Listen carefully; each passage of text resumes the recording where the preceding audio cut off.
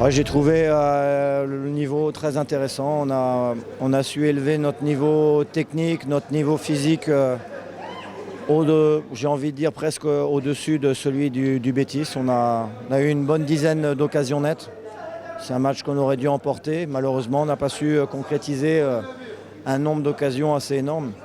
Mais en termes de répondants physiques, en termes de rythme, d'intensité et on va dire d'équilibre collectif, de technicité, je trouve qu'on a vraiment été très bon et je suis satisfait. On va pouvoir s'appuyer sur ce match-là pour continuer de bien travailler et préparer au mieux ce déplacement en Champions League. Un deuxième match où on voit encore le Raja rate beaucoup d'occasions de but. Alors, vous ne craignez pas ça après le départ de Yajo? Bon, ça fait partie des contrariétés. C'est aussi pour ça qu'on a recruté quelqu'un comme Haddad pour le remplacer. C'est pour ça qu'on travaille aussi sur l'arrivée d'un autre joueur offensif, qu'on ait vraiment une belle concurrence au niveau de l'attaque cette saison. Le plus intéressant, c'est pour nous d'arriver à se créer autant d'occasions.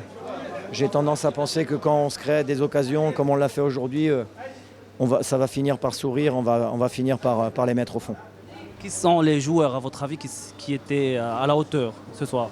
Oh, tous les joueurs ont été à la hauteur. Collectivement, ça a été très intéressant. Après qu'on ait des choses à améliorer, c'est normal. On a démarré depuis 4 semaines.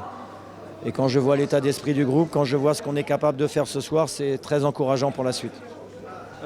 Vous croyez que le Raja a toujours besoin des joueurs pendant ce mercato?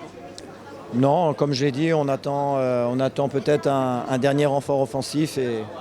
Et sur ce que j'ai vu et sur ce que je ressens, on sera prêt pour les défis qui nous attendent. Merci beaucoup. Merci.